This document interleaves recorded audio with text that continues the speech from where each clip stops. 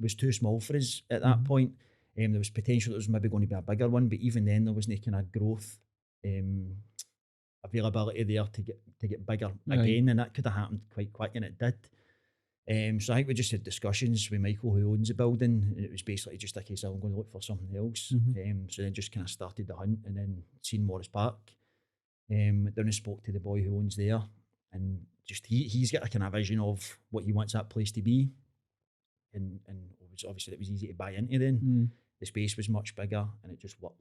Everything worked, like locality, the businesses that were surrounding it as well, and just the footfall that would be coming through. It just made sense. So we've taken quite a big space in there, and it just means that as we get bigger, we can grow into that space, and then there's potential that there's much bigger units in there than ours that if needs be, we can then move and move into one of them. So it just fits. So that's kind of how it all came about. So we've been in there for just over a year. Was that a year in August? Right. We've been in for, so and it's good. It is good. As I say, the range of different businesses that are in there. I sound like a salesman for the place, because the landlord brings people in constantly, and I'm like, oh, great in here, and this and that. And but it is good. John Allison, the K9 Way, he's just across the road now, so we've got a lot of similar clients and stuff like that. But there's like a gin distillery in there. There's loads of PT gyms. Next door to us is an Irish dancing. There's like mechanics. There's all sorts of stuff. There's all stuff going Beauty on. places, hairdressers, everything. So there's constant footfall coming in, and it's good. And it's all free parking and that sort of stuff. It's dead easy for people to get to. They can just off the motorway park up and then they come. So was it a gamble for you taking on a bigger space in COVID and that, not really knowing what your customer base was going to look like at the other side of it? Yeah, aye. I think because there's been so many setbacks for us, for everybody, not just for us. But speaking from my own point of view, there's been so many setbacks, like opening up, shutting down, and that's massive pressure. So to move into a bigger space, obviously financially, it's a lot more money. Bills are higher, rent's higher, all that sort of stuff. But I just felt you're not going to know unless you go and do it. And we're probably kind of limited as well, because we knew that the time was coming to move on. We had to move on because the space wasn't big enough for us. So it was like, well, do you go somewhere kind of maybe in between where we're at the moment and where we want to be and just be comfortable there? Or do we just go, no, let's make it happen? And I'm like that. I'm just like, well, see if it doesn't work out, it's on me. But let's go and give it a go. And if it does fall down, it's my fault, basically. Do you know what I mean? So, and it's working. It's working. So the gamble's paid off. But it was a big risk. I think, see, any kind of decision you make at the moment, owning a business, it is risky. I think I'm still feeling the effects of COVID personally as well. No, I don't mean, I've had it 3 times, but I don't mean like that. But I just mean like mentally. Because you can just have that rug taken away from under your feet at any point by the government saying, oh, they're doing this again, there's an Omicron variant. And every time you put the news on now, it's like cost of living crisis, electricity. And it seems to be any time that stuff's in the news, it has an impact, because people are going, oh, and all of a sudden they think, I don't have any money. A bank's fine, do you know what I mean? They're healthy, everything's good. But they're like, oh, I better not spend my money because the government's saying this and that. And people start to panic. So you kind of fluctuate a wee bit. You can see when they create that panic, there's a wee dip and then it picks up again. So I'm probably a lot more risk averse than now than what I had been in the past.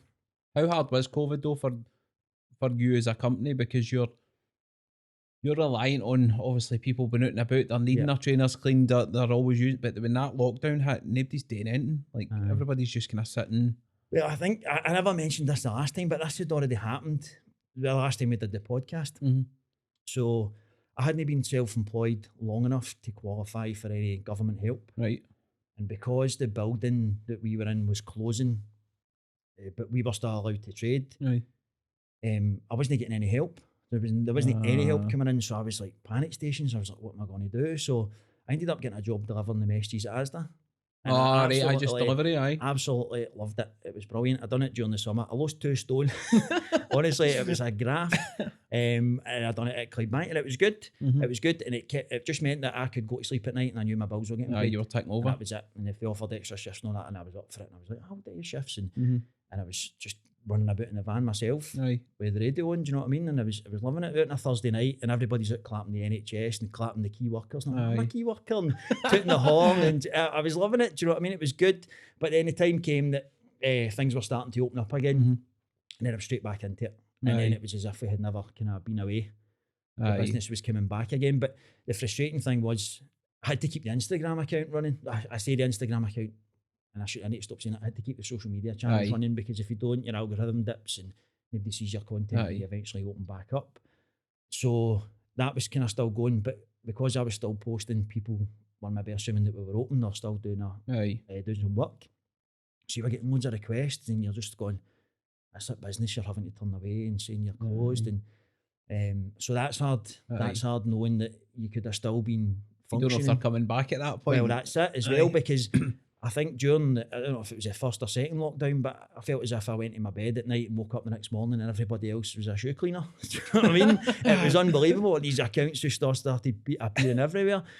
So you're thinking to yourself, right, well, these whoever's doing it, are they picking up your business who are saying, well, I'm a Box Fresh customer normally, but they're closed, so I'm just going to go elsewhere. So you start to panic and you then doubt if you're going to have a customer base to come back to. But thankfully, as soon as we came back in again and we started it up, it just went nuts.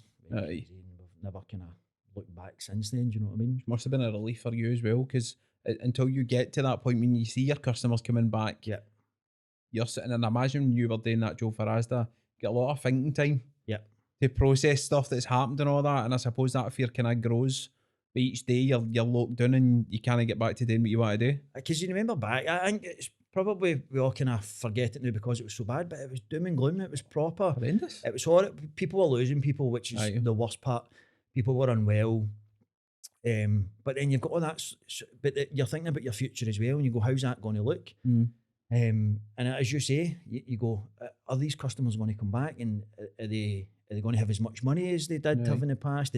But the thing is as well, people were furloughed and they were spending money in all sorts of stuff. So you missed all of that sort of thing. But when we went back, it just seemed to be a lot of people had maybe built up. They'd been like starting to go out and stuff like that, or garden parties and everything else. So they were coming in, whereas maybe somebody would come in with 1, 2 pairs, 3 pairs. They were going, I've got 4 or 5, 5 or 6, whatever it is. So it was chaotic when we started back. It was like overwhelming, like all these people coming in. So it was good. I'm feeling though. It's brilliant. It's brilliant. But it was hard. It was hard times. COVID was, and I think, as I said earlier, like mentally, that has an effect. Hopefully, over time, that will start to disappear. But don't get me wrong, I'm not saying I'm risk averse and wouldn't, if an opportunity came up, grab it. But I think you just take every day as it comes, sort of thing. More that kind of attitude than anything. Do you think the risk side it was the biggest kind of difference you noticed before it to after it with yourself, like the way you'd operate? Personally, it's totally changed me. Like I used to, when I first started up, and I would be like, drive a brilliant car, have a massive house, be able to go in and buy a Rolex and not even think twice about it, all that sort of thing. And now I'm not interested in any of that. And that's weird. And I speak to my mates about it, and I'm like, I'm totally not motivated by money anymore, which sounds daft for a business owner. But I'm just no. I know it sounds cheesy, but like as long as you're happy, healthy, kids get what they need, all that sort of stuff, then you don't need to worry. Do you know what I mean? You don't need to be dripping in all sorts of designer stuff and have all the best of stuff. Don't get me wrong, that stuff's nice, but that's not my priority. And I think like COVID, it gives you, as you say, it gave you a lot of thinking time to sit back, and when I wasn't able to earn money, to then go, is that the most important thing? And it's no. So that's been the biggest difference. Don't get me wrong, I still like a nice pair of trainers and stuff like that. Do you know what I mean? You've got to be an advert for your own business, but I was going to say, if you kick out there, just wear Primark shoes now, your fucking trainers are going to plummet, man. It's the first. See when you meet people, it's the first thing. Like I notice it straight away. They just stare at your trainers and it's like checking out. All right, okay, that'll pass. And they're nice and clean. You must be doing your job right. And do you know what I mean? That's people do it, but it's the same for anybody that's in business. Whatever it is you do, you're an advert for yourself. So 100%, mate. You touched on it a wee bit earlier, but I wanted to ask you about. There has been a lot of competitors now appearing, because you see it online, you see it on socials when you're flicking through different things. How does that side of it affect you? Not in the sense of, obviously competition's competition, but does it then affect the standards that you've got? Because a lot of these places will show up for a wee while and then disappear again, and people hold your company to a level because you've delivered over a period of time. But when these kind of fly-by-night ones appear, does that have an impact on you? No, and this is, people don't get this, right? And they say that I'm nuts for this, right? But see, as far as I'm concerned, I don't have any competition, and I don't mean that arrogantly, but I just block them out. I don't look at them. I don't. If somebody starts an Instagram page, this will sound terrible, I'll block it right away. Did they ever get in touch with you? Some people have. So what used to happen is this happened on a daily basis, and it would kind of annoy me a bit. But they would go on our account and they would follow our followers, right? Or they'll start messaging customers who we've maybe tagged and say, "How you doing? I'll do a cheaper price in Box Fresh, whatever it is, blah blah blah." So I was getting messages from my cousin and stuff like that saying, "This account's just followed me and sent me a DM saying they're going to clean my trainers better than you and all this sort of thing." And I'm like, right, okay, another one. And people were saying, "Oh, you've got competition and this and that," because we were so niche at the start, and there wasn't many of us about. And then, as I say, like, overnight they just seem to mushroom everywhere. So I just like cut it off. Don't even look. Not interested. Which might sound nuts. Because a lot of people say, right, well, what's the competition up to? What are they charging? What have they got on at the moment? I'm not interested. And the main reason for that is that, see, if I come up with an idea for my line of business, it's my idea, it's original. And I've not seen that anywhere else.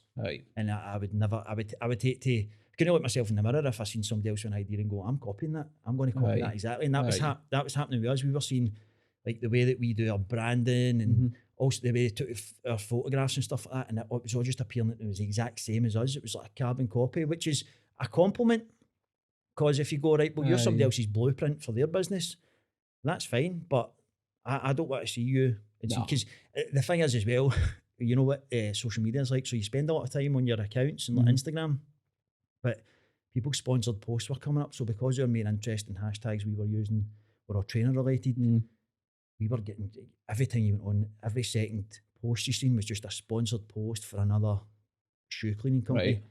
That's just like, can't be bothered looking at that. Like, when I go on my own Instagram account, that's all I see, because you obviously engage with your own stuff. Do you know what I mean? You see it all the time, and your phone knows exactly what you're up to.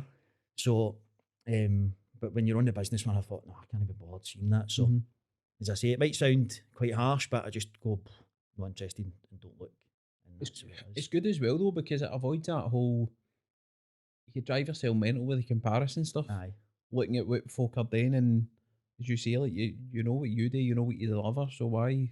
I did that a wee bit at first, and I did look, and then you sometimes as well you go, why is that customer, like you ask yourself a question, why is that customer went there and no us? Is it because they're cheaper? Did they do a better job, a better service?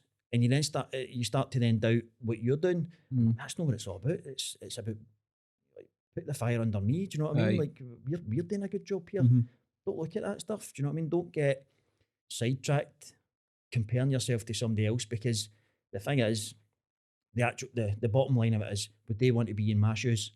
100%. Do you know what I mean? So that's just the way it is. But again, it probably sounds quite harsh when you just cut people off like that, but that's just the way it is. Like, you probably it happened quite a lot. Do you know what I mean? I'm just not afraid to say it. No, you do see it a lot, and it's no, I get it. I get what you're saying, because there is times where even with things like this, I've seen people posting, I'm like, that's fucking my idea. And I'm not. There's no money in this, and it still makes me infuriating. So it must be hanging for you if it's obviously cash on the table. You know what I mean? It's not really, it's a compliment to you if somebody's copying your stuff, but is it really their business if they're just lifting and laying stuff that they're seeing? You're not really owning your own product. It's people see through it as well. Customers will come in and say, oh, I've seen this Instagram page such and such, and they've just copied all your stuff, whatever else. So other people do see it. Like, if you looked at us and looked at somebody else and it was very, very similar, you would see it for what it is. But you'll be the same as well in the podcast game. Like, you don't want to watch too many podcasts, because then you maybe go, oh, I'm going to copy that style. Do you know what I mean? You're dead original what you're doing, and it's like, it's natural. So you just keep it going that way rather than focusing on something else and going, oh no, I'm really I didn't want to take that in. And do you know what I mean? Could you get to, and it'll probably be the same in a business sense as well, you get to a stage and people are like, what you got to do next? And I'm like, nothing, mate. It's just growing. It's growing the way it's growing. Like, if something happens, brilliant. If it doesn't, I'm still doing what I enjoy doing. So it doesn't really, I think people have got this, don't know if it's a society thing or not, of you need to be 0 to 1,000 miles an hour within a year, and you're like, but if you do that, the chances are it's going to crash just as quick as it got there. I'm pretty chilled about it, man. I'm not arsed. It's got to be natural. Aye, it's got to be natural. People have got to buy into you. I know.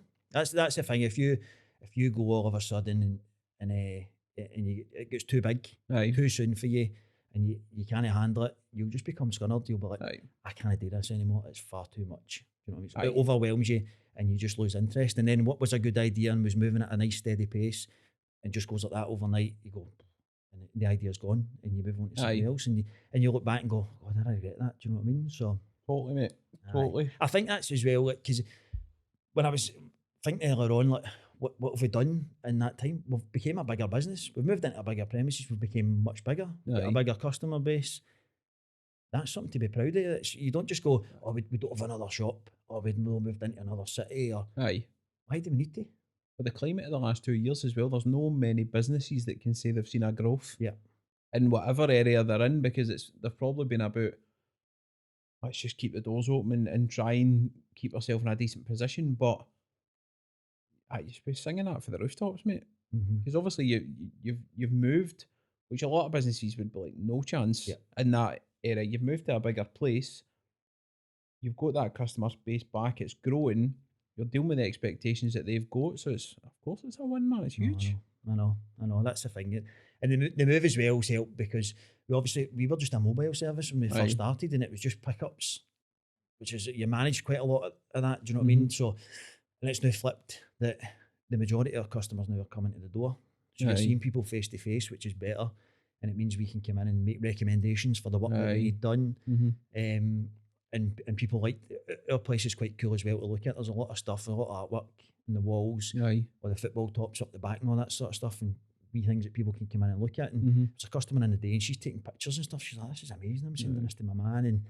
And so people like that. They like to come in and see what's going on, see people working and doing work on shoes and bags, whatever it is. So that obviously helps, you know what I mean? And you've got the advantage of, you have had some big names use you and use you again. And then obviously it happens everywhere, but Glasgow's brand daft and they're name daft and celebrity daft. So when you see the people doing that with that company, you're going to be like, oh, I'm going to give that a bash, you know? As you say, people coming in, they see all the stuff there, but that must be a good feeling for you, that you've got that trust to get their relationships with the people, and it will then trickle down to your customer base. Anyway, it's weird that, see, I think we spoke about this the last time as well, and it never really feels real. Do you know what I mean? Like, I'm still a wee boy at heart. So see, when a football player comes in, doesn't matter who they play for, I still can't speak to them. And I'm like, but I don't mind saying, Kenny Miller's in the other day, right? And I'm getting all nervous and what do you think of the football and all that? And trying to make conversation. Guy is brand new, one of the nicest guys you'll meet, and he's chatting away, and but you do still become that wee boy that's nervous and shy and stuff like that. But it is good when people like that come in, and if they do a wee post for us or whatever it is, and gives a wee bump up, it's brilliant, because as you say, people look at it, and I think as it used the expression last time, it kind of legitimises your business, but it does. People go, oh, such and such goes there or whatever, and they're more inclined to kind of come and be a customer. And as I say, if there's all the tops that are signed up on the walls and all that sort of thing, it's people come in and they go, oh, that's my team up there. Do you know what I mean? And who's that player? And has he been in here? And that's pretty cool. If somebody's come in with their kids and stuff like that, they can't believe it. They're like, oh, what shoes did they have? And all this kind of stuff. And so it's good. It is good. But it's all the football players that have been in has been brilliant. Do you know what I mean? It's been really good. It's a conversation starter as well for folk that they come in. And it's bizarre as well, because I don't think you'll mind me saying it, but we did Shea Adams shoes. So he was up for a Scotland game, and they were staying over at the team hotel. And I got a message out the boy from, hi mate, could you sort out some shoes? And I was like, how does he even know about me? Do you know what I mean? He's playing down in the Premier League. How does he know about us? But at the same time, I was talking to Billy Gilmore, because he was meant to bring shoes up as well. I feel name dropping here. And I says, I'm coming to the team hotel. Shea Adams has got shoes. I says, if you've got yours, I can do them both at the same time. And he says, no, mine's are down in London. He was at Chelsea at the time. He says, it was me that told them to to come and use you. And I thought, how nuts is that? 2 Premier League football players in the Scotland team are talking about my wee business, saying, "Oh, I use Chris. He's brand new. He'll get you sorted out." It's stuff like that doesn't like when you say that out loud, it still doesn't sound as if it's real. But it's then brilliant. I suppose as well though, it's people that have used you, and then obviously the conversations come up, and they're like, "Bang, go to him, go to him, and he'll sort you out." And it's that word of mouth thing, innit? I suppose when it gets to that level though, that word of mouth becomes huge. Because if they're then, it holds a big sway, definitely 100%. It definitely does. But it's just, as I say, like starting out, if you had said, "Oh, that's like Calvin Bassey came in," he was in a few times, and he is the nicest guy you'll ever meet in your whole life. Like, he's unbelievable, and see the amount of time he gave everybody that was there, the staff and stuff like that. Bent over backwards. He turned up one night out of the blue with a Rangers top for us. And he had said he was going to get his one for the back wall, because I think Rangers had just sold Nathan Patterson and his top was up in the back. Right. And he says, "Oh, my bro," and he says, "Oh, I'm gutted he's away," and stuff like that, but great move for him. And he says, "I'll need to get my top up there." And he turned up out the blue one day. We never asked him to come or anything. He turned up out the blue with a match one top, with his name and stuff like that, obviously in the back. And he says, "Do you want me to sign it?" And he brought his own Sharpie. And I hope I'm not embarrassed in saying that, but he was just so humble. Do you know what I mean? He's like, "Do you want me to sign it?" I said, "Of course, sign it." So cracking, and then when he was back playing Rangers the other week, went and met up with him, had an Ajax top for him to sign and stuff like that, and he couldn't have any more time. Do you know what I mean? Big hugs and stuff, and so stuff like that. That's just, as I say, like if you'd have said things like that would happen 5 years ago when we started, never have believed you in a million years. You know what I mean? Just mental bit that it does now, but it's still surreal for you. That it's still happening just now. Because you would think, again, I'm not like boasting or anything like that, because I wouldn't do that, but you would think by this point, with the kind of those sort of clients that we get, it would be fine and normal. But I'm still like a nervous wreck. Like if somebody says they're coming in, and I'm like, "Oh my god, what do I say? I'm like, "Do I look all right?" And check myself in the mirror and stuff like that. Do you know what I mean? I'm like, "What? They're just normal people. They're just normal guys." So that's strange. Oh, right. Here's a question for you. And do you know, I wrote this down, and then I looked at the questions that were coming in, and a couple of people had said the same thing. So it must be a topical thing. But do you think the more successful Box Fresh has become, customer expectations have changed along with it? Yeah. And is it in a positive or a negative way that it's happened? I think take it as a compliment. So the expectation levels went up. And it goes up every month. It goes up. So I think we spoke about this again before. So like if we do content that's really good, like before and after or something like that, and people's expectation levels go higher. And you've got to kind of keep up with that. But I think since obviously COVID happened, a lot of this is weird, but a lot of people bought puppies. So, and they spent a lot of time with their dogs and stuff like that when they were in the house and everything else, playing with them. But see, when they go back to work, and then they've left their trainers or their shoes lying about at the door, and the dog gets a hold of them. So we constantly get people saying, send a picture and say, "Can you fix these?" And I'm like, "Where's the other half of the shoe?" Or the dog's eating it. So you're like, so that's the expectation is you need to fix that for me. And they're like, "The shoe's not got any heel left. It's destroyed. Like, I'm really sorry. I know your shoes cost £700, but I can't fix that. Can't magic a heel." So sometimes the expectation levels are insane. But then somebody will come in today and like, "Oh, I don't know if you can fix these. They're really bad." And I'm like, there isn't really much up with that. I feel bad taking money off you to clean that. Do you know what I mean? So it is a big kind of mix, but probably people that have followed for the start, like the quality of work's getting higher. It definitely is, and that's through experience as well. Like anybody that comes in and works for me, they'll get better as it goes along. I'm getting better, like your attention to detail, all that sort of stuff, and techniques are changing and like new things coming up and stuff. So you're constantly evolving. So if the expectation level goes up, I'm expecting us to try and meet it.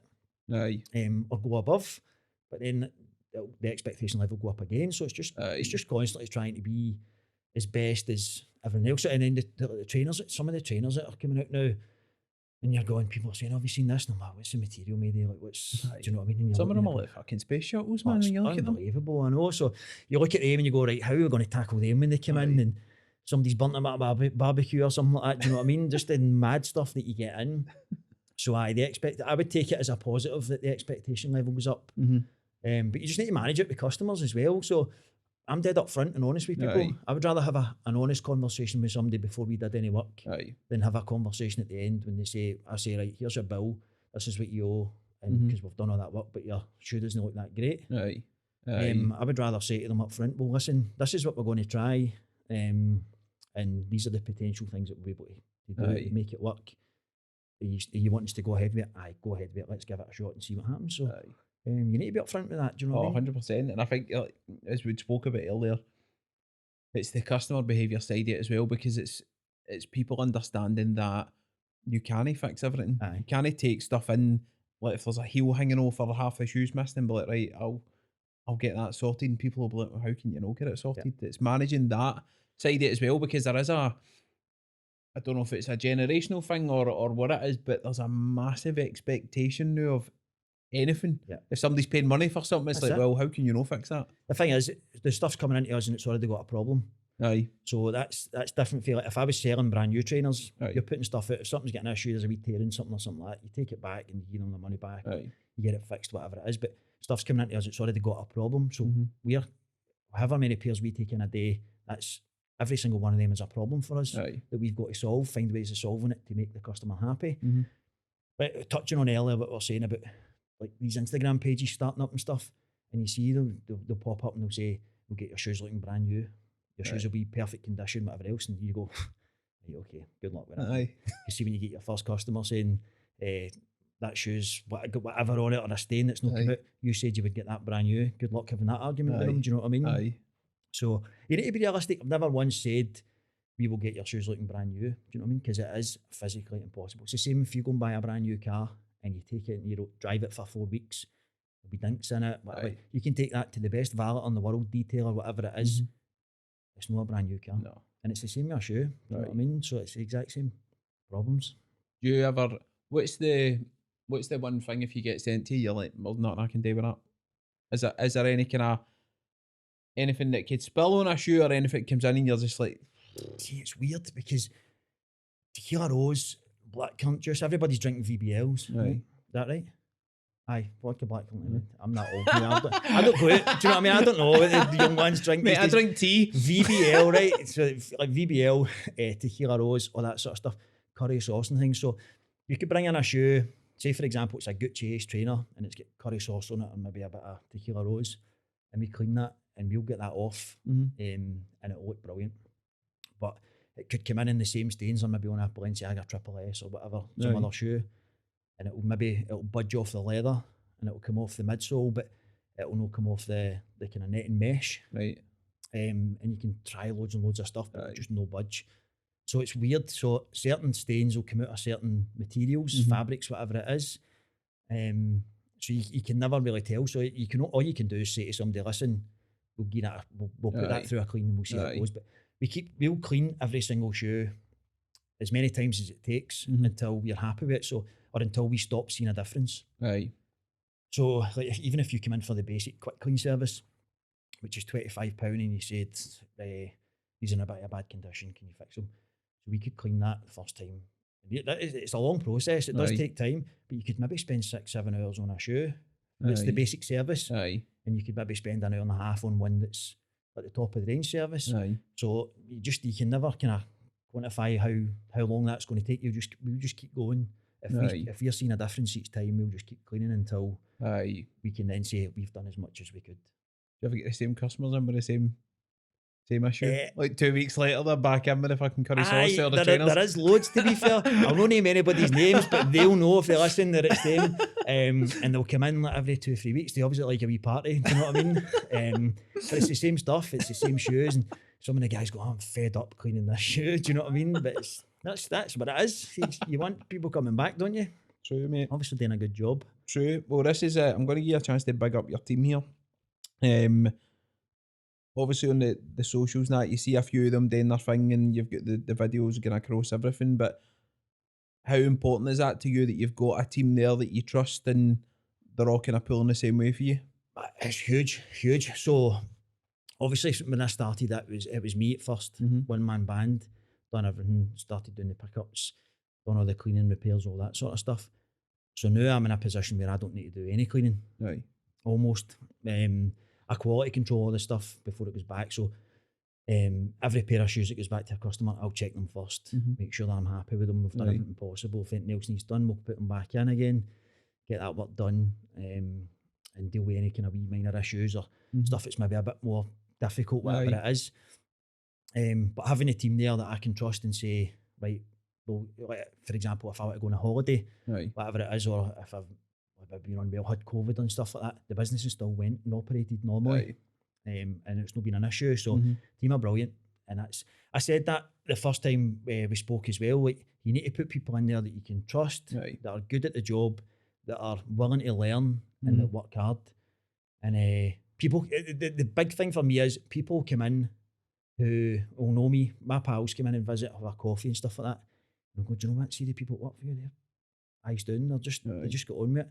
They'll come and ask you what a cup of tea, and then it's just straight in they go, and they'll sit and watch customers coming in and going, and it's all dead professional and it looks good, and they present a good image of the business and stuff like that. So I know that if I don't go into work tomorrow, I don't need to worry. I will worry because every business owner worries when they know at their business. But you know it's going to run. But I don't need to worry.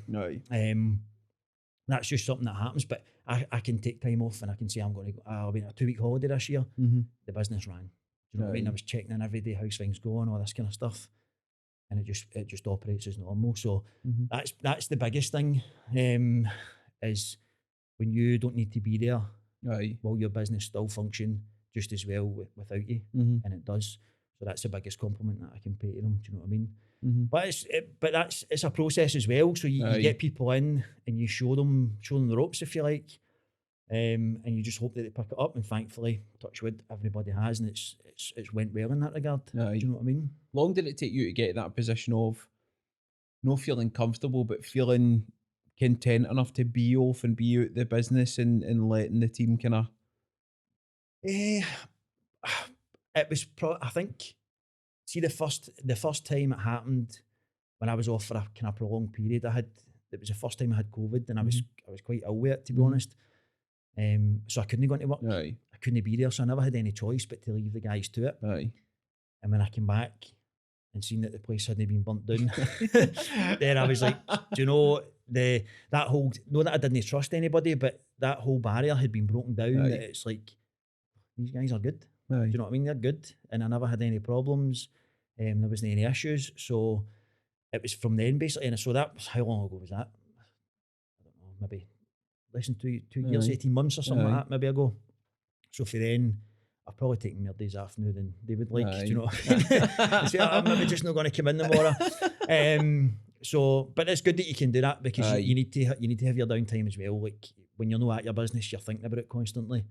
So being able to do that is a wee luxury that maybe I never knew was going to be something that would happen. Because when I spoke to you the last time, you never really done days off. No. At all. Like, you were following, but then surely with that as well, there's only so long you can go like full tilt, and obviously family and that as well. Do you feel the benefit now of having the chance to, like, I can take a day here or there? Or I think so. A day off isn't a day off as in if you worked in a normal place of work, you take a day off and you wouldn't think about it. So for 5 years, consistently, I've dealt with the DMs, Facebook, Instagram, Twitter, process the bookings every day. I've done that every single day for 5 years, except when we've been closed. So, I still do that. If I go on holiday, I still manage all that sort of stuff, still deal with the customers and everything else. So when you're saying a day off, it's not really a day off. You're still working, and I still do most of the kind of content, social media and stuff like that, or the posts. So the rotten patter in the captions is mostly mine. So you know what I mean? So you're still thinking about all that sort of stuff. But I get what you mean. Like, if I decide I'm going to go to the football, or going to go here, there, or whatever it is, then that is a day off. Do you know what I mean? I'm not at my work, and I'm not seeing what's happening and dealing with anything. So it's good. Do you find it hard to switch off? You can't. But you don't, like, and I'm not scared to talk about this either. I'm up front. I don't think I ever had anxiety until I started running a business. Really? Aye, and I don't know if we go deep here, but like stupid stuff, like the smallest thing will keep me awake at night. Do you know what I mean? What, just winning like a pair of shoes or something, or just something? Just like, oh, that customer said they needed these back quick, and I don't know if they've been done yet, and oh God, will I drive it? And it'll be like 11 o'clock at night, and I'll be like, will I drive into work and make sure? And I'm like, will I just go in and clean them? I'm like, no, what am I doing? First thing in the morning, I'll get up early, and I'll just go and get it done, and then I'll just constantly, I'll be like, right, I hope my alarm goes off in the morning because I'll need to be into work, and stuff like that. And I know that's minuscule, but that stuff like that never happened to me before. So you're going, God, have we got enough stuff in the morning to get us through the day? And I was supposed to order a white paint. Did I get? No, I've not done that. And the stuff like that keeps you awake, and your brain's constantly. Any business owner will tell you this, and maybe no say it in a podcast, but your brain is constantly running through like your checklist of that day. Like, and if you miss something or you forget something, you just constantly think about it until you can deal with it. So it is hard to it's very, very hard to switch. But I feel as if I've always been like that. Even like not even running a business, like I've managed football teams and stuff like that. And like you'd go to your bed on a Friday before a game on a Saturday, you'd be like, "What's he got to turn up? I've seen he's out tonight." Do you know what I mean? Then go to your bed with 16 players, make up a 9, mate. Exactly, and yet all of a sudden you're putting a strip on yourself. Do you know what I mean? It's no good. But it's totally highlighted when it's a business and you get paying customers and stuff like that, and you've got a big responsibility. So, again, anxiety, it's a massive thing, and I just like, where did this come from? Have you just kind of learn to live with it, or do you try and manage it, or how do you work it yourself? You can manage it. I don't think you can manage it. I think you can do stuff to switch off. Like if I go to a game of football or whatever, and that's your kind of outlet, or I go to the gym, so I go to the gym almost every day, and you go switch off, but then you'll maybe be on the treadmill and you get lost in headspace or whatever, or in between sets at the gym, and you go, and then you start thinking about your work and whatever it is. So you're just constantly, and I think a big thing that helped me manage it was switching off notifications, like see direct messages on Instagram. Instagram's the main place that we get customers from, and I switched off the notifications for that. So I'll check the DMs that people get replied to daily, but I check it in my time when I'm ready. Whereas so I'm not as accessible as what I used to be. I used to take the work phone home at night. I've got to say that. Did you used to reply to them just as and when? Because I would be like, if I don't get back to them, they'll go somewhere else. I'll get back to them straight away. Like, you could contact me at 3 a.m. and I'll respond back to you. And then the phone started going at 2 a.m, and it was people drunk going, "Oh, well, going on meeting, trainers, can you fix them?" And I'm like, mate, I'm in my bed. Like, so stuff like that. So the DFC switching that off, that's I've been a massive help. I would recommend that to anybody that's got a business. It's funny you say that, because when I spoke to Chris for lunch, that's what he said. Like, see, when he used to reply to every message and take every call, like, you end up just in a total fucking head spinner, constant stuff. And like, you get somebody phone you at 3 a.m, but you met a day with that, but doesn't stop you thinking about it when that call finishes. Or they'll forget that you've phoned you as well, or they've messaged you. People message you when they're at nights out and parties and stuff. And don't get me wrong, see, if I see a message, I'll respond back to it. If it's something I can deal with, and then I'll say, go on the website, make a booking, whatever it is, here's the prices. I'll respond back to it right away. But that person will forget the next morning when they get up that I've got back to them. Do you know what I mean? You're freaking out about it. Exactly, and you're worrying, and so stuff like that. But I think switching that off has changed. Like, I was able to just chill a bit, because I'd be sitting at work maybe, and I'd be dead busy and optimising it. And then I'd say, right, I've got a message, and see, having a smartwatch as well, and it comes through in the watch. And you go, oh God, that's somebody with an inquiry. Back to that. So you drop everything you're doing, you respond back to them, and then all of a sudden you're 5 or 6 messages backwards and forwards. And as soon as you send to them, they're typing straight away, and you're like, God, they know I'm online. And so it being that accessible was, because people message and go, I can see you're online, and you've not got back to me. Actually? Constant. Ask anybody that runs an Instagram account. It is or you don't get back to you're them. Online. You don't get back to them within an hour, and you get the question marks. You know what I mean? You've not replied back to me, and that drives me crazy. So I just try and be less accessible to people. Be accessible, but just know, like, at the drop of a hat. I don't think I'd have the balls to say that to somebody. Unreal. I don't even know how you see somebody's online. But I don't know. You must be able. I don't know if you're in the message and it's maybe got a wee green light next to it. It does on Facebook, but I don't know what it does on Insta. I don't know how that works. There must be something way, man. Online and you've not got back to me and you're like, oh, come on, have my dinner. Do you know Look. Have my dinner and it's 11 o'clock at night. You know what I mean? I'm trying to deal with this boy with Donna meet here, mate. Come on. I know. Fucking hell, man. Unreal. That's wild.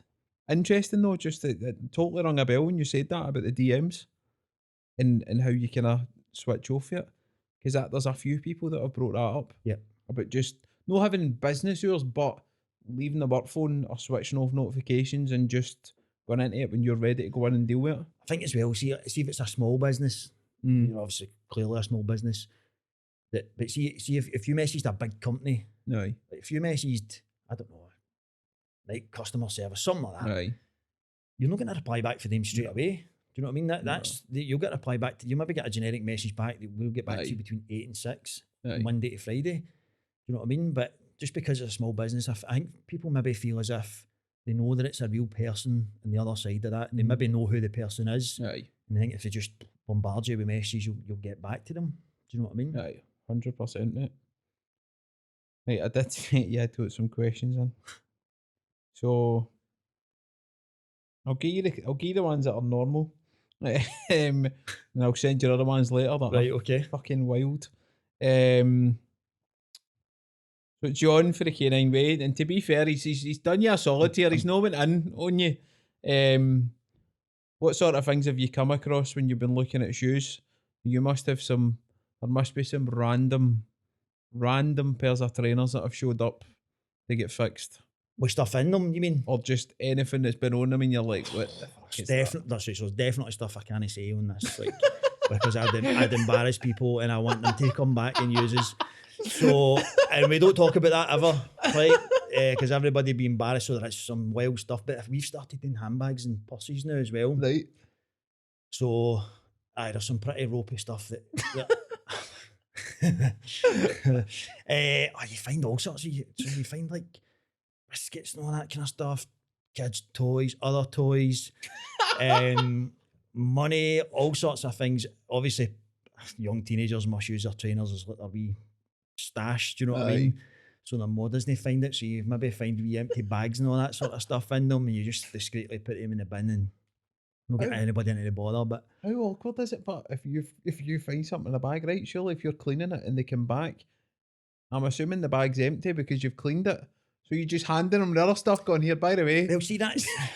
So I have this debate and I'm like, well, if something comes in, I'm not saying what anything is, right? But if something comes in and it's in a bag or a shoe or whatever, and I'll say, somebody say, just throw that in the bin. And I'm like, it's somebody's property at the end of the day. You don't want to embarrass somebody by giving it back. But you also don't want to throw it away in case they say, where's my whatever it is, do you know what I mean? So, I just kind of, if I can discreetly just put it and say, right, as if it never happened. You know what I mean? But it's difficult because if you're in about your hands in somebody's shoe or in their back, you've got to clean all the areas. Personal space, mate. I know. It's difficult. So there's been some ropey stuff that just went kind of straight in the bin. But I'd struggle to look folk in the eye, man. I know. So I tend to say that now when customers come in, they're like, checked inside all your stuff, and they're like, I know what, just double check. Like, I'll look away, you have a double check and make sure there's nothing in there. Because women will come in and they'll say, I've not used this bag for 10 years. Right, 10 years ago you were single, and do you know what I mean? It's in it. So, you just want to save that embarrassment, don't you? Mate, that's a book right there for you. I know. Funnily enough, Chris for lunch. Have you ever had a shoe or set of shoes that have been too smelly to deal with? Aye. So how'd you have that conversation? I don't think we've ever said it. You just kind of hope that the person says to you, like some people come in and go, listen, these are stinking. There is some shoes there, like, see the Balenciaga socks? The ones, they always kind of smell bad over time. Right. So I think everybody just kind of knows that nobody's going to say, your shoes were stinking and whatever else, just because that's what happens to them. But some people come in and they'll say, listen, I'm really embarrassed about these. They smell really bad. Can you try and deodorize the shoes anyway, but can you try and sort the smell? Sometimes we've not got stuff that's powerful enough to stop the smell, but you try everything possible. So some of the products we use are getting nice smells and stuff like that, and we can try and mask it a bit. But you don't want to embarrass somebody and say, listen, your shoes are really smelly, whatever else. Aye. But the thing is, you're that close to them, and that stuff stays in your nostrils. You know what I mean? Like you go home at night and you smell that. So that's the thing as well. Like, see, we did an Ugg boot deal the other day. Swamped with Ugg boots. So when you're cleaning them up when they're dry and stuff like that, the fibres will sort of tend to come off them a wee bit. No loads, but you breathe all that in. So the other day I ended up no well just with breathing all these fibres in. Do you know what I mean? So you're that close to the stuff. Some of the things you come in, because we don't take shoes that have got like blood, vomit, dog's dirt, and like that on them, human dirt. Do you get folk that come in and you're like, nah? We just refuse them. So we'll be nice about it and say, listen, we don't accept them, because some people come in and they've maybe had a nosebleed or whatever, or they've had a good night out, so they've been sick in their shoes, and we'll just be like, listen, we don't clean. I wouldn't expect the staff to clean them. I know that's, I know, but I think maybe people just see, look, that's a cleaning company, so I'll send them in there, and I'm not going to do it myself. But some of the ones that come in and we send them back, some people get miffed as well, and you'll say, listen, you've stood in dog shit. It's everywhere. It's up the side of the shoe. A few people actually message saying, does he clean cheap shoes as well, or does it need to be Gucci's? So some people come in and they'll be like, oh, I've spent X amount on these shoes, and they're quite cheap on those, what you'd normally clean. But I'm like, we'll clean any type of shoes, like it doesn't matter. So a guy was in the day and he's like, oh, I've got these trainers that I love, and they're out of Zara. I think they cost me £20, but he says, I love them. Would you be able to clean them? Of course. So you maybe spend more than what he'd paid for them, but the guy likes his shoes and he wants to get them clean so he can wear them again. So no, and the thing is as well, it's Glasgow. There's loads of counterfeit stuff out there as well. So and we get a lot of that coming in. So we say, like, we'll clean any shoe, any bag, purse, whatever it is. We're not just here to judge anybody. Do you know what I mean? See if somebody says, oh, I maxed out and I bought myself a £30-40 pair of trainers, and you bring them into it, definitely not going to judge you on that. You know what I mean? That's not what we're about whatsoever. So we'll clean anything. Don't get me wrong, the majority of stuff is kind of high-end luxury stuff, because people pay a lot of money for that. They want to maintain it and have it look good. Is it harder to clean to there? Like, if you're getting ones that are kind of counterfeit, other copies, is it different materials that are getting used? Does that make it difficult to clean them, or is it? It's not like genuine leather. It's more kind of plasticky material and stuff like that. But that's the thing as well. So that can be an awkward conversation, because somebody could have had them as a gift for somebody, and they don't know that they're counterfeit. So it's then trying to explain, listen, we've done the paintwork on that, but doesn't look as good as what it would in maybe a kind of the real version of that shoe. But how do you say that to somebody who goes, oh, my mum bought me them and I didn't know, or my boyfriend? No, because you kind of, it doesn't happen that often. Do you know what I mean? We went through a stage where probably, I can say this, probably about 30% of the shoes that we were getting were counterfeit. Which is nuts. It's a huge market, but I know, but that's totally dipped recently. We were talking about that the other day. We don't get that many, but we don't judge anybody. Like we just, you pick it up, you do the work on it, and that's it. So as I say, like, you kind of try and stay away from having that conversation with people. You do the best job on it you can, and then that's us. So I can't be dealing with that awkwardness. Like, my man spoke me a pair of Gucci's, and you're like, well. I know. See, to be fair, some of them that come in is very, very difficult to tell. Very difficult. Others you can see. But it's like somebody's shoes, they're putting them into us. It's their pride and joy. They like wearing them. So definitely don't judge anybody. And it doesn't matter how much you spend in your shoes. You know what I mean? I definitely don't judge. Beautiful.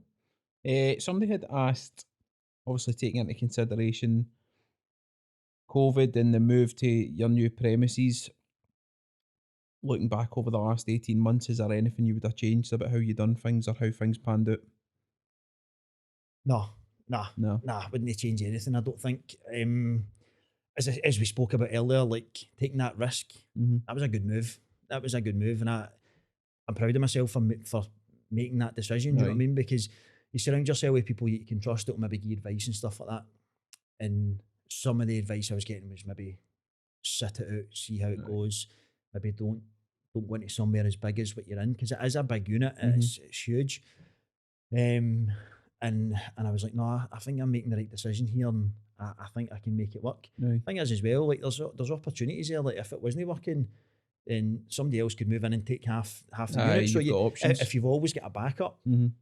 But I don't want that to be a backup. Aye. Like this is your place, like, and we're going to fill it, Aye. and we're filling it. So I don't think I would change anything. I think it's as I say, like, you take one day at a time, and you just keep building and building, and we've been consistently building every Aye. day and getting bigger. So I don't think it would be daft to say I would go back and I'd change this or change that, because Aye. I've made some good decisions and it's paying off. Aye. How was your family in that with the middle of COVID and you want to move to a bigger premises? How was the kind of reaction? Was it just trusting you with your judgment on it, or were they a bit kind of, don't know about this? I think I put credit in the bank when I stepped up and went and got a job. Aye. And I don't think, like, I knew for a fact that I was putting food on the table, and I would be going out and I would graft and put food on the table. So I don't think anybody could say at that point, "Oh, listen, don't do that. You're making a mistake," because I was just headstrong in the zone. I was like, "No, this is going to happen." So straight away, like, as soon as I knew I'm not getting an income, poof, had a job. Do you know what I mean? My mate helped me out with that massively. So I'm forever in his debt. Do you know what I mean? He got that sorted, and he knew somebody that was able to get me in right away. So I think, as I say, I had credit there that, like, if I did make a big decision like that and made a mistake, like, it's like, right, well, it was on you. You believed in yourself. Do you know what I mean? And I had backed it up before. I says, I'll make sure the family's got like eating, whatever, the bills are all paid. Everybody can go to sleep at night and not have to worry. So I had proved that I can do that. Do you know? And I've proved it as well, getting up a job and then to go and do this full time. Like, I'm consistently proving it. So I don't think there's anything to worry about. I'm that type of person. Like, see, if, for example, if in the next month we took a massive dip and things were like, this business, I want it to always be there. I want my kids to have it. So I wouldn't be proud enough to say I'm going to go and get a job. I'll go and work full time and the business can still run, because it can still run when I'm not there. I would go and do that, no problem, to make sure it was still going and then get it back there. But it's obviously that's not happening. But I would do that and have no qualms about it. So, and that's always a kind of backup. Do you know what I mean? Aye. And what is I know you're kind of, we spoke about taking a day at a time. Do you have an idea in your head of how you want the next few years to go, or what you hope? See, before it was a kind of discussed, like, franchise and all that sort of stuff. But I think these companies like ours are everywhere now. Do you know what I mean? Like, having a franchise, like if you moved into Liverpool or something like that, for example, there'd be 100 trainer training companies there. Do you know what I mean? You're moving into somebody else's patch where they all know each other and stuff. So I think that kind of idea is probably out the water a wee bit. Keep growing this as it goes. But I think personally, I want to try something different as well. Like, this can operate now. It can purr away in the background without me being there. Like, so I think if there was another business opportunity with something totally different, I would go for that and see where that took us, and see if I can maybe run them both concurrently and see, because you look at some guys and they go, oh, I've got 15 businesses, and you go, how do you manage that? How do you manage that? But it can be done. It can be done. Look, just finding what you want to do. How do they manage their time? Do you know what I mean? So it can definitely be done. So Box Fresh wise, just keep building it every single day. I say it loads of times, keep building your body. Do you know what I mean? Just keep putting stuff on it and keep getting bigger and bigger and bigger. So I used to be obsessed with, like, social media followers and stuff like that, and it's as if that was like an indication of how big your business was. It's a small indication, but the amount of customers and the amount of Instagram followers, it's not the same. Do you know what I mean? So, or like new followers, like if new customers are coming in, it's not the same as the amount of new followers that are coming in. It's the customers are more. Do you know what I mean? So, so I used to be kind of, I need to get more followers. They're potential customers. They're no customers. It doesn't tell the full story about your business. Definitely. Speaking of other jobs, a few people had asked about the career as a bingo caller. I need more detail on this. So that my mum used to go to the bingo, right? With my aunties and stuff, and she says to the manager, my boy's 16, can you get him a job in here? And a couple of my pals worked in it, and I was a bit like, I don't know, and they were, no, it's brilliant, it's amazing, you need to come in here. So he took me in, and it was there an interview, but he basically says, oh no, your mum and all that, and auntie and whatever else. He says, right, you can start on Friday. So he says, you need a white shirt, a black bow tie, black trousers. So I'm, bow tie? So you're just launched in at the deep end, do you know what I mean? He just partners you up with somebody and away you go, and all of a sudden, so it's Friday night, a Friday night and a Tuesday night were the busiest nights. Right. So I must have held that about 1,000 people. And I was smoking, and you can't see for smoke, steaming drunk, screaming at you for change and all that kind of stuff, and you're running about daft, checking claims, but it was amazing. It was brilliant. Just the amount of people you met. See, like, for a customer service point of view, constantly dealing with people, dealing with money, all that sort of stuff. What an insight into, like, becoming a man in a working environment. It was amazing. As I say, my mates worked in it as well, but so I ended up, sometimes I would be the cashier and then sometimes call the cash bingo. Right. So it's like the stuff you play when you're sitting at the table, you put the counters on. But I absolutely loved it. People, you're too fast, you don't talk right, whatever else. And just the part of it, it's like something like Phoenix Nights and stuff. So you see these sort of There's no hiding place, is there? Oh, you're up front and centre, 16 years old, do you know what I mean? Getting lynched off people and but you're dealing with like high volumes of money, like prize money's big and stuff like that. I was never allowed to call the main stage bingo. Right. I think I sounded too nasally. They're like, you sound too nerdy and I don't like you. So, and the callers who were in the main stage, they were dead precious about, Friday night's a big night, I'll call the main stage and stuff. But it's weird because I put that on Instagram the other day and a guy messaged me and he used to work in one of the other county bingos. Right. So we started talking about the lingo and I must have heard you in the link up game and all this kind of stuff. So it was all coming back, but it was brilliant. So that's my party trick. I still do the cash bingo lingo. Love that. Good. Love that, mate. It's been brilliant to catch up. It's been good to see that you've come through the COVID situation into bigger premises and you've got that base back and it's grown. Obviously a lot of companies haven't made it through that, so fair play to you, man. Fair play to you. Do you know, it's been good to watch your progress as well, to be fair, and I genuinely mean that. With the level of guests that's coming in and stuff like that, you've upped your game since I was last on anyway. You've upgraded on me. Mate, do you know something? Like, somebody said that to me the other day and I'm like, I get it, but I get the same buzz no matter who it is, man. Like, see if somebody's come back and said, do you know what, I'll come on and talk about my life, man. I'm like, fucking yes. I know. The thing is as well, so I feel when you watch them, you pick up at least one thing.